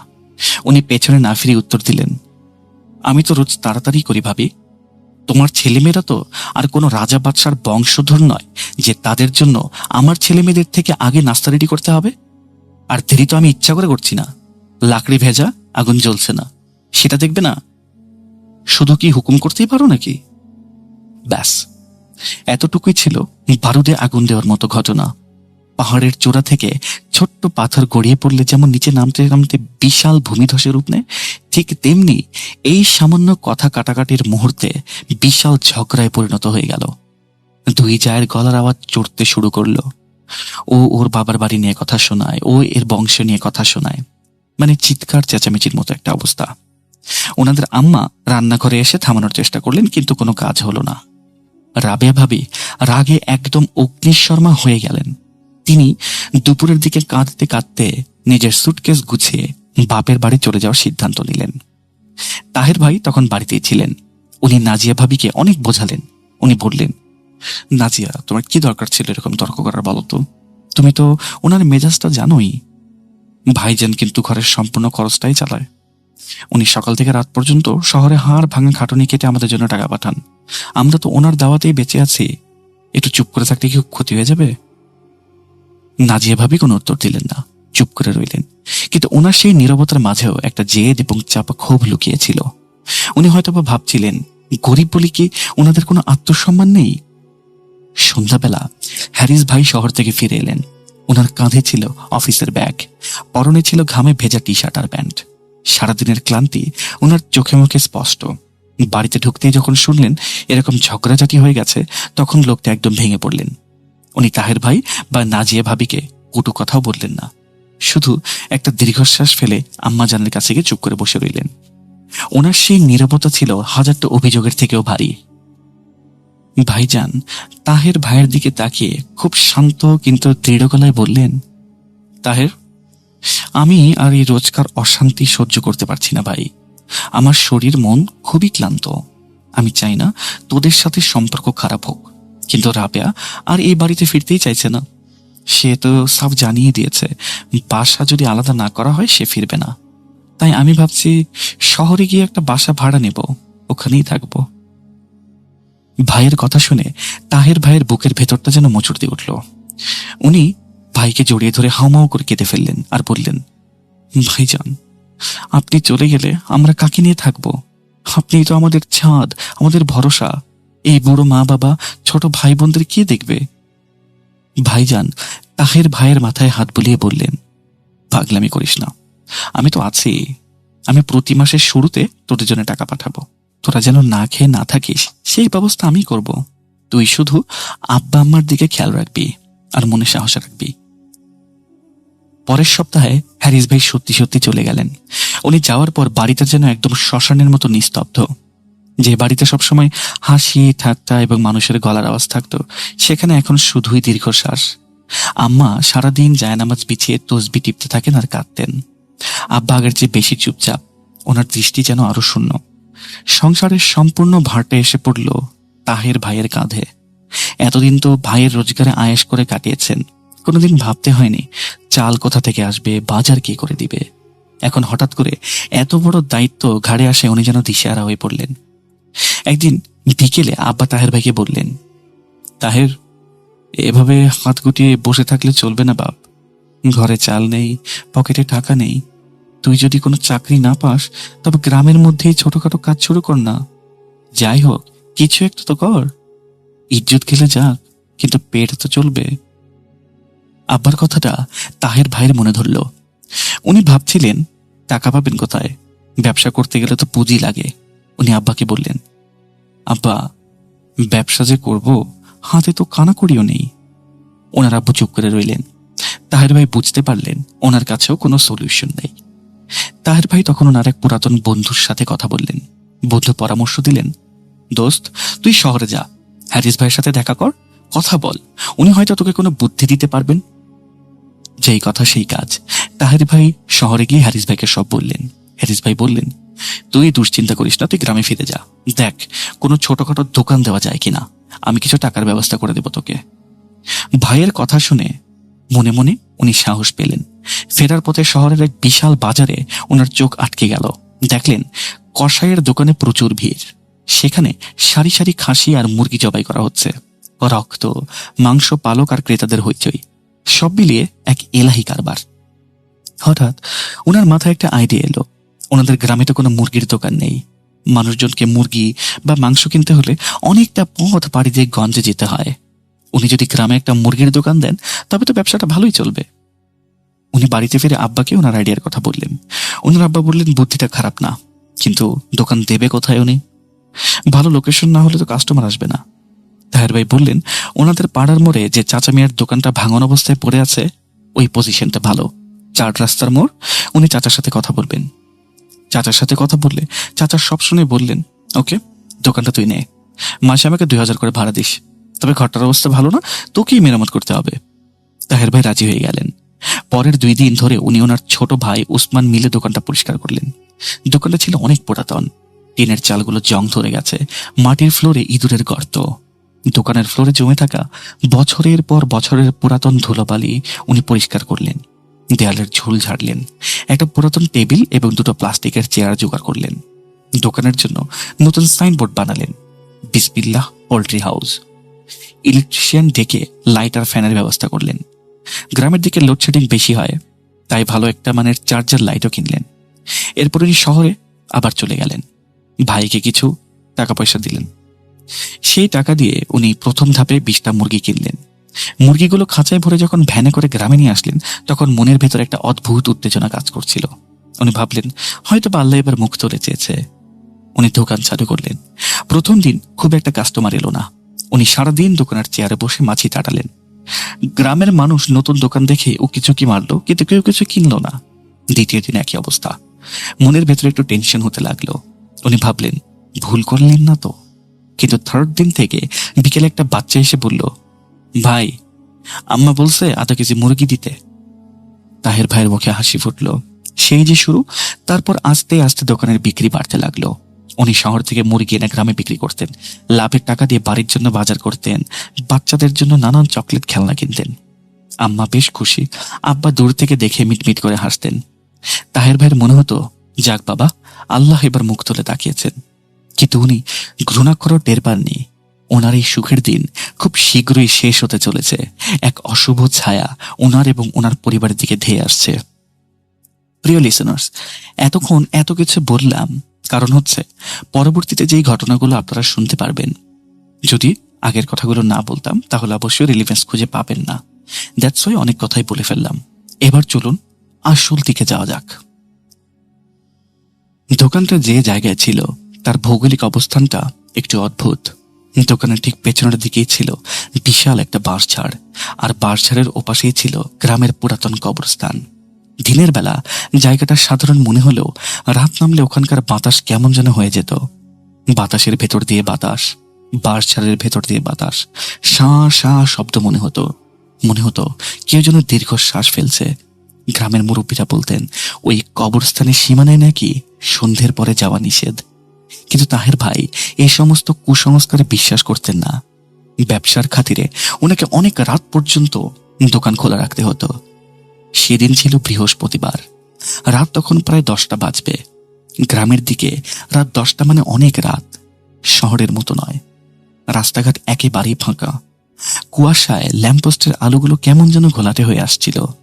তাহের ভাই দোকানে বসে সারাদিন হিসেব নিকেশ করছিলেন। ক্যাশ বক্সে টাকাগুলো গুছিয়ে রাখলেন। হঠাৎ দোকানের সামনে একটা ছায়া এসে দাঁড়ালো। উনি মুখ তুলে তাকালেন, দেখলেন একজন লোক দাঁড়িয়ে আছে। লোকটার বয়স খুব বেশি না, আবার কমও না, 30-35-এর মতো হবে। তার পরনে ছিল ছাই কালারের একটা লম্বা পাঞ্জাবি এবং পায়জামা। গায়ের রং ছিল ফর্সা, কিন্তু সেটা স্বাভাবিক ফর্সা নয়, যেন রক্ত শূন্য। বহুদিন ধরে রোদের মুখ দেখেনি। লোকটার মুখে কোনো ভাবলেশ ছিল না, না কোনো হাসি, না কোনো রাগ। সে শুধু এক দৃষ্টিতে তাহের ভাইয়ের দিকে তাকিয়েছিল, আর সেই চাউনি দেখে ওনার শরীরের লোম যেন দাঁড়িয়ে গেল। চোখের পাতাগুলো একটুও নড়ছিল না। তাহের ভাই আমতা আমতা করে জিজ্ঞেস করলেন, ভাইজান কিছু লাগবে কি? লোকটা কোনো কথা বলল না, শুধু হাত ইশারা করলো যে তার 1 কেজি মুরগি চাই। তাহের ভাই অদ্ভুত এক ঘোরের মধ্যে পড়ে গেলেন। ওনার মনে হলো উনি যেন নিজের ইচ্ছায় লড়ছেন না, কেউ ওনাকে কাজ করিয়ে নিচ্ছেন। কোনো কথা না বলে উনি খাঁচা থেকে একটা মুরগি বের করলেন, বটি দিয়ে মুরগিটা জবাই করলেন, চামড়া ছিঁড়লেন, পিস করলেন, তারপর পাল্লায় মেপে পলিথিনের প্যাকেটটা ভরে তাকে দিয়ে দিলেন। লোকটা পকেট থেকে টাকা বের করে ওনার টেবিলে রাখলেন। নোটটা ছিল একদম নতুন, করকরে এবং অদ্ভুত ঠান্ডা। হাতটা টাকাতে পড়তেই তাহের ভাইয়ের মনে হলো উনি কোনো বরফের টুকরো ধরেছেন। তারপর প্যাকেটটা হাতে নিয়ে লোকটা সোজা উল্টো দিকে হাঁটতে শুরু করলো। তাহের ভাই অবাক হয়ে তাকিয়ে রইলেন, কারণ ওদিকে তো কারো কোনো বাড়িঘর নেই। ওদিকে তো শুধু বাঁশঝাড়, জঙ্গল এবং পুরাতন কবরস্থান। ওটা তো গ্রামের শেষ সীমানা, ওখান থেকে তো কোনো রাস্তাও নেই। লোকটা কি পাগল, নাকি পথ ভুল করেছে? উনি তাকে ডাকার কথা ভাবলেন। এ ভাই, কোথায় যাচ্ছেন? ওদিকে ওদিকে তো কোনো রাস্তা নেই। কিন্তু কেন জানি ওনার গলা দিয়ে কোনো আওয়াজ বের হলো না। মনে হলো কেউ যেন ওনার গলা চেপে ধরে আছে। উনি দেখলেন লোকটা কুয়াশার মধ্যে হাঁটতে হাঁটতে বাঁশঝাড়ের অন্ধকারে মিলিয়ে গেল। তাহের ভাইয়ের বুকের ভেতরটা ধক করে উঠল। উনি তাড়াতাড়ি দোকানের শাটার নামিয়ে তালা মেরে দিলেন। আয়াতুল কুরসি পড়তে পড়তে বাড়ি ফিরলেন। ফেরার পথে ওনার মনে হলো কেউ যেন ওনার পিছু নিয়েছে, কিন্তু পেছনে তাকালে কাউকে দেখতে পাচ্ছিলেন না, শুধু শুকনো পাতার মচমচ শব্দ। পরের দিন খুব সকালে তাহের ভাই দোকানে গেলেন। ভোরের আলো তখন ভালো করে ফোটেনি। উনি শাটারের তালা খুললেন, ভেতরে ঢুকে লাইট জ্বালালেন, আর লাইট জ্বালানোর সাথে সাথে ওনার চোখ যেন কপালে। উনি দেখলেন গতকাল রাতে উনি যে মুরগিটা প্যাকেট করে ওই লোকটাকে দিয়েছিলেন, সেই প্যাকেটটা ওনার দোকানের টেবিলের ঠিক মাঝখানে রাখা।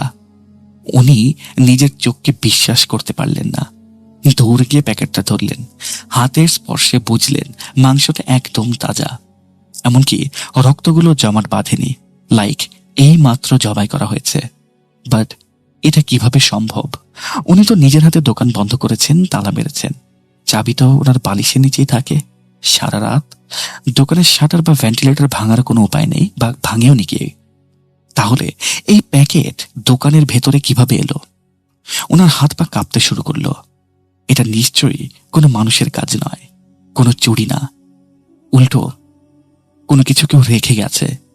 নাকি এটা ওনার মনের ভুল? উনি কি রাতে স্বপ্ন দেখেছিলেন? কিন্তু টেবিলের উপরে রাখা সেই ঠান্ডা টাকাগুলো তো সত্যিই ছিল। মনের ভেতরে হাজারটা প্রশ্ন করতে লাগলো। উনি ভয়ে ভয়ে প্যাকেটটা একটা ডাস্টবিনে ফেলে দিলেন। তারপর দোকানটা ভালো করে ধুয়ে মুছলেন, আগরবাতি জ্বালালেন, মনে মনে দোয়া ইউনুস পড়তে লাগলেন। ভাবলেন হয়তো বা মনের ভুল, কাউকে কিছুই বললেন না উনি, পাছে সবাই ভয় পেয়ে যদি আবার হাসাহাসি করে। সেদিন দুপুরে ওসমান দোকানে এলো। ওসমান তাহের ভাইয়ের ছোট ভাই, ইন্টারমিডিয়েট সেকেন্ড ইয়ারে পড়ে তখন, খুব মেধাবী স্টুডেন্ট। সারাদিন বইয়ের পোকা হয়ে থাকে। ওর হাতে কলেজের কিছু ফাইল এবং বই ছিল। ও দোকানে এসে একটা টুলের উপরে বসলো। তাহের ভাই জিজ্ঞেস করলেন, কিরে ভাই, কলেজ থেকে ফিরলি বুঝি? ওসমান অন্যমনস্ক ভাবে মাথা নেড়ে বলল, ভাইয়া, আম্মা বলেছে ফেরার পথে চাল আর ডাল নিয়ে যেতে। তাহের ভাই বললেন, ওকে, আমি প্যাকেট করে রাখছি। ওসমানের মুখটা খুব শুকনো দেখাচ্ছিল, চোখের নিচে কালি দাগ, যেন কতদিন ঘুমায়নি। তাহের ভাই জিজ্ঞেস করলেন, কিরে, শরীর খারাপ নাকি? চোখ মুখের এটা কি অবস্থা বানাইছস? অসুখ বিসুখ করলো নাকি? ওসমান একটু ইতস্তত করে বলল, ভাইয়া, গত কয়েকদিন ধরে আমি ঠিকমতো ঘুমাতে পারছি না। আমার খুব বাজে স্বপ্ন আসছে। তাহের ভাই মুরগি কাটতে কাটতে জিজ্ঞেস করলেন, কি স্বপ্ন বলতো? ওসমান বলল, আমি দেখি একটা লোক আমার বুকের উপরে বসে আছে। লোকটার পরনে কালো পোশাক, চোখগুলো কেমন যেন লাল। সে আমার দিকে তাকিয়ে অনবরত হাসে, কিন্তু কোনো শব্দ হয় না। আমার দম বন্ধ হয়ে আসে ভাইয়া, আমি নড়তেও পারি না। চিৎকার করতে চাইলেও গলা দিয়ে আমার আওয়াজ বের হয় না। মনে হয় আমার বুকের উপরে হাড়গোড় ভেঙে যাবে, এমন ওজন। ওসমানের কথা শুনে তাহের ভাই চমকে উঠলেন। ওনার হাতে থাকা বটিটা থেমে গেল। গতকাল রাতে সেই লোকটার কথা ওনার মনে পড়ে গেল, কিন্তু উনি তো ওসমানকে ভয় পেতে দিলেন না। নিজেকে সামনে নিয়ে বললেন, ধুর বোকা, এগুলো কোনো জিনিস নাকি? বোবায় ধরা বা স্লিপ প্যারালাইসিস হতে পারে। তুই বেশি রাত জেগে পড়াশোনা করিস, তাই তোর ব্রেনে স্ট্রেস পড়ছে। Don't take any stress, just relax, everything will be fine. আজকে আমি তোর সাথে ঘুমাবো, ওকে? কিন্তু তাহের ভাই এই কথাগুলো বলার পরেও ওনার নিজের মনটাই কু ডাকছিল। সেই রাত থেকে ওনার সাথে অদ্ভুত ঘটনা ঘটতে শুরু করলো। রাতে যখন উনি ঘুমাতে যেতেন, মনে হতো টিনের চালে কেউ ধূপ ধাপ করে হাঁটছে, খসখস শব্দ, যেন কেউ খুব সাবধানে পা ফেলছে। কখনো মনে হতো ঘরের কোণে অন্ধকারের মধ্যে কেউ দাঁড়িয়ে আছে। টর্চ ছিলে দেখলে কিচ্ছু দেখা যেত না। মাঝে মাঝে নাকে পোড়া মাংসের গন্ধ আসতো, আবার কখনো পচা ফলের গন্ধ। উনি কাউকে কিচ্ছু বলতে পারছিলেন না, পাছে সবাই যদি ভয় পায়। নাজিয়া ভাবিকে শুধু বলতেন, হয়তো বা ইঁদুর বা বিড়াল হবে, বাড়িটা তো পুরনো, আমি আসলে বুঝতে পারছি না। এভাবে একটা সপ্তাহ কেটে গেল। এর মধ্যে কোনো আহামরি ঝামেলা হয়নি। তাহের ভাইও ভাবলেন হয়তো বা সেই রাতের ঘটনাটা ওনার মনের ভুলই ছিল, বা কাকতালীয় কিছু একটা। হয়তো কেউ মজা করার জন্য প্যাকেটটা রেখে গিয়েছিল। কিন্তু ওনার ধারণাটা ছিল ভুল। ওই অশুভ শক্তি শুধু সময়ের অপেক্ষা করছিল, সেই শিকারকে আশ্বস্ত করে ফাঁদে ফেলছিল। সেদিন ছিল আরেক বৃহস্পতিবার। দোকানে খুব ভিড়। অনেকগুলো বিয়ের অর্ডারের মাল রেডি করতে হবে। সারাদিন মুরগি কাটতে কাটতে ওনার হাত ব্যথা হয়ে গেছিল। রাত তখন প্রায় 9:30। কুয়াশা সেদিন একটু বেশিই ছিল। দোকানের বাইরে রাস্তাটা ঝাপসা। উনি দোকান গোছাচ্ছিলেন। এমন সময়ে ওনার মোবাইলে আম্মার কল এলো। আম্মা বললেন, তাহের বাবা, তাড়াতাড়ি বাসায় আয়, তোর আব্বার শরীরটা বেশি ভালো না, বুক বলে ব্যথা করতেছে। তাহের ভাই চিন্তিত হয়ে বললেন, আমি এক্ষুনি আসতেছি আম্মা, দোকান বন্ধ করিয়ে আসতেছি। ওসমানের কাছে ওষুধ আছে, খাওয়াইতে বলো। উনি ফোনটা পকেটে রেখে শার্টের হাতা গুটিয়ে কাজ করছিলেন। হঠাৎ উনি ফিল করলেন দোকানের পরিবেশটা কেমন যেন ভারী। বাতাসের শব্দ যেন থেমে গেছে। একটু আগে দূরে যে কুকুরগুলো ডাকছিল সেগুলো চুপচাপ। একটা পিনড্রপ সাইলেন্স, যেন প্রকৃতি নিজেই দম বন্ধ করে কোনো কিছুর অপেক্ষা করছে। তাহের ভাইয়ের সিক্স সেন্স ওনাকে বিপদের সংকেত দিতে লাগলো। মনে হলো উনি একা নন। উনি খুব ধীরে ধীরে মুখ তুলে তাকালেন, আবার দেখলেন সেই লোকটা আজকে আবার এসেছে। সেই একই চেহারা, একই ছাই রঙের পাঞ্জাবি, একটা হিম শীতল চাহনি। এবার সে দোকানের বাহিরে নয়, একদম দোকানের গেট দিয়ে ভেতরে ঢুকে দাঁড়িয়ে আছে। তাহের ভাইয়ের হৃৎপিণ্ডের স্পন্দন বেড়ে গেল, গলার ভেতরটা শুকিয়ে গেল। উনি আমতা আমতা করে বললেন, ভাই, দোকান তো বন্ধ করে ফেলেছি, এখন তো কিছু বিক্রি করব না, আমার আব্বাও অসুস্থ, আমাকে যেতে হবে। লোকটা কোনো কথা বলল না। সে তাহের ভাইয়ের দিকে এক পা করে এগোতে লাগলো। দোকানের টিউবলাইটের আলোয় তার ছায়াটা যেন অদ্ভুত লাগছিল। তার চোখগুলো এবার আর স্বাভাবিক ছিলই না। তাহের ভাই লক্ষ্য করলেন ওনার চোখের মনিগুলো স্থির, কোনো পলক পড়ছে না। সব থেকে ভয়ানক ব্যাপার হলো তার পা যেন মনে হচ্ছে মাটির সাথে লেগে নেই, উনি হয়তো বা ভাসছে। আমি আগেই বলেছি, এটা কোনো ধরনের দর্শন মানব ছিল না, কিন্তু তার এই সাধারণ চেহারার মধ্যেই এমন কিছু অস্বাভাবিক জিনিস ছিল যা কোনো সুস্থ মানুষের পক্ষে নেওয়া সম্ভব নয়। তাহের ভাই ভয়ে পিছিয়ে গেলেন। ওনার হাত দিয়ে লাগলো টেবিলের উপরে বড় ছড়িটাতে। উনি সেটা শক্ত করে ধরলেন। উনি যদিও জানতেন এতে কোনো কাজ হবে না। লোকটা এবার মুখ খুলল, কিন্তু তার গলা দিয়ে কোনো মানুষের আওয়াজ বের হলো না। মনে হলো কোনো গভীর কয়েকটা ভয়েসে কথা বলা একটা সাউন্ড। একসাথে অনেকগুলো মানুষ ফিস ফিস করে বাতাসের শাঁ শাঁ শব্দে মিলেমিশে কথা বলছে। সে বলল, আমার জিনিস আমাকে দে, তুই আমার আমানতের খেয়ানত করেছিস। তাহের ভাই কাঁপতে কাঁপতে বললেন, কি জিনিস ভাই? আমি তো কিচ্ছু জানি না। আমি আপনার মাংস ফেলে দিয়েছি কারণ আমি ভয় পেয়েছিলাম, আমাকে মাফ করে দেন। লোকটা বলল, তুই জানিস তুই জেনে শুনে ভুল করেছিস, তোর কিন্তু সময় শেষ। হঠাৎ করে দোকানের লাইটটা টপ করে নিভে গেল। ইট ওয়াজ নট লোডশেডিং, কারণ রাস্তার ল্যাম্পপোস্টগুলো তখনও চলছে। দোকানটা সম্পূর্ণ অন্ধকার হলো না। এক অদ্ভুতীয় নীলচে আলোয় ভরে গেল চারপাশ। মনে হচ্ছিল চাঁদের আলো যেন দোকানের টিন ফুটো করে ঘরের ভেতরে ঢুকছে, কিন্তু সে আলোর রং ছিল মরা মানুষের চামড়ার মতো ফ্যাকাশে।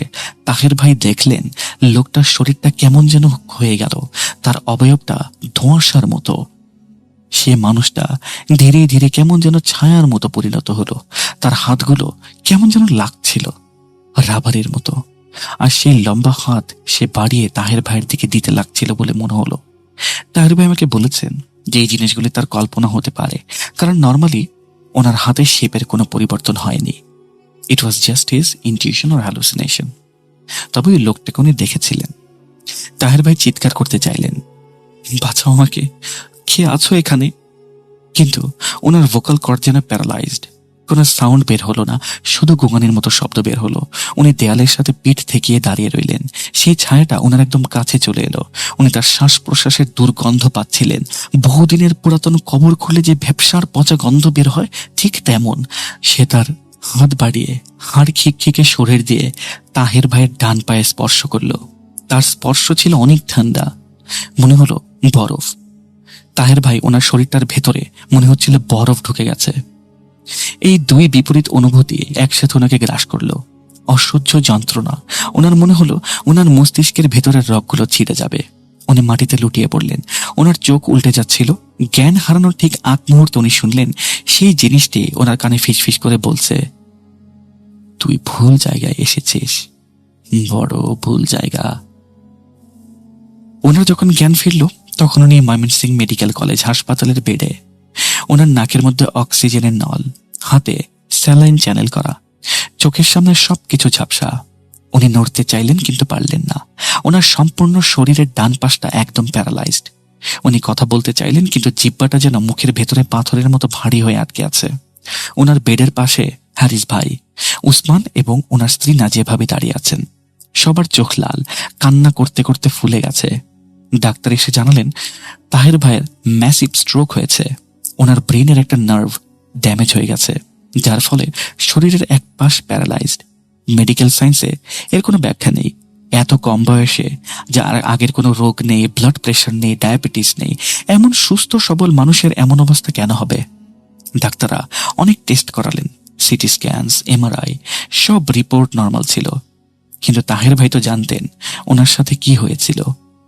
উনি এখন বাড়িতে, কিন্তু উনি আর সেই প্রাণচঞ্চল তাহের ভাই নেই। উনি এখন একটা জিন্দা লাশ। ওনার দিন কাটে বিছানায় শুয়ে, ছাদের দিকে তাকিয়ে। ওনার সেই শখের দোকানটা এখন বন্ধ। গ্রামের লোকেরা ওই দোকানের পাশ দিয়ে যেতেও ভয় পায় এই ঘটনা জানার পরে।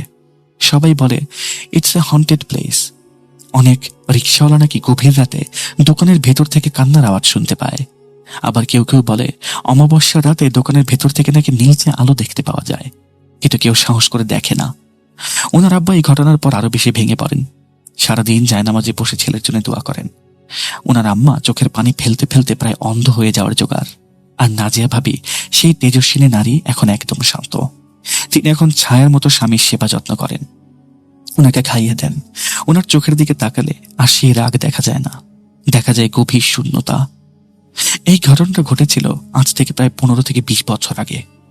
তাহের ভাই ওনার জবানবন্দিতে আমাকে বলেছেন, আমি মাঝে মাঝে ভাবি দোষ কি আমার ছিল? আমি তো শুধু একটু ভালো থাকতে চেয়েছিলাম। আমি তো শুধু আমার পরিবারের মুখে হাসি ফোটাতে চেয়েছিলাম। আমার সাথে কেন এমন হলো? গ্রামের হুজুরেরা বলেন আমার উপর নাকি শক্তিশালী কোনো ব্ল্যাক ম্যাজিক বা জিনের আথর ছিল। ওই জায়গাটা ছিল জিনেদের আস্তানা। ওই লোকটা নাকি আসলে মানুষ ছিল না, সে ছিল এক ভয়ঙ্কর শয়তান, এক অভিশপ্ত জিনিস। আমি না জেনে হয়তো তার জায়গায় দোকান দিয়ে ফেলেছি, তার চলাচলের পথে বাধা সৃষ্টি করেছিলাম। সেই মুরগির মাংস ফেরত আসাটা ছিল একটা ওয়ার্নিং। আমি যদি সেদিন বুঝতাম, যদি সেদিনই দোকানটা ছেড়ে দিতাম, তাহলে হয়তোবা আমার এই দশাটা হতো না।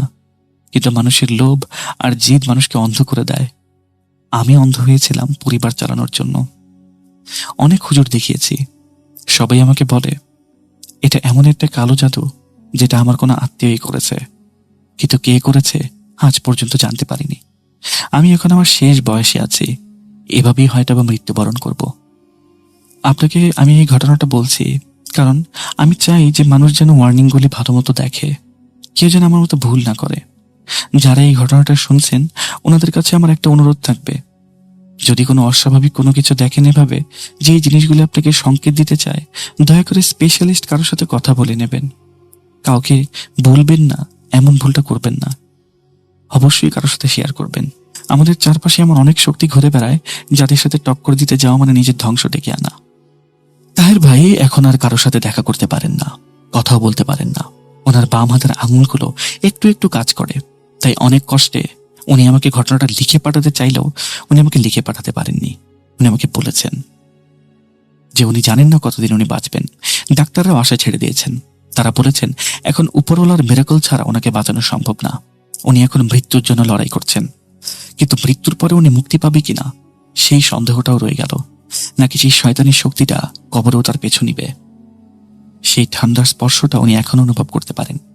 প্রতি রাতে উনি দেখতে পারেন তার রুমের পাশে কেউ একজন দাঁড়িয়ে বারবার তাকে বলছে যে তুই আমানতের খেয়ানত করলি, তোর সময় শেষ, জলদি শেষ। কিন্তু এই ছায়াটা উনি বাদে আর কেউ দেখেন না। এই ছিল তাহের ভাইয়ের ঘটনা। আমি জানি না আপনাদের কাছে এই ঘটনাটা কতটুকু ভালো লেগেছে, তবে এটা অনেক আলাদা একটা স্টোরি। আমার কাছে ভালো লাগায় আমি আপনাদের সাথে শেয়ার করলাম। আপনাদের যদি ভালো লেগে থাকে বা একটু হলেও আনন্দ দিয়ে থাকতে পারে এই ঘটনা, আমি আপনাদের সকলের কাছে কৃতজ্ঞ থাকব। আর যদি ভালো না লাগে আমাকে নিজ গুণে ক্ষমা করে দেবেন। আমি মোহাম্মদ সাবিত আলম আজ বিদায় নিচ্ছি।